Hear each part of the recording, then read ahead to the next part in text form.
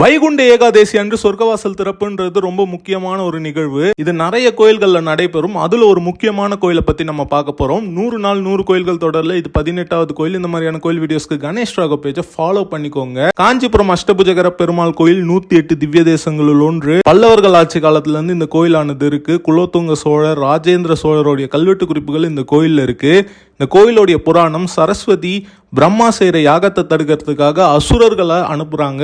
8 கரங்கள் கொண்டு இங்கே பெருமாள் அவங்கள அடக்குறாரு. இதுதான் இந்த கோயிலுடைய புராணம். இந்த கோயில் ஏன் சிறப்பு வாய்ந்த கோயில் அப்படின்னு சொல்கிறேன்னா, காஞ்சிபுரத்தில் 15 திவ்ய தேசங்கள் இருக்குங்க. அதில் வேற எந்த கோயிலையும் சொர்க்கவாசல் பரமபத வாசல் கிடையாது.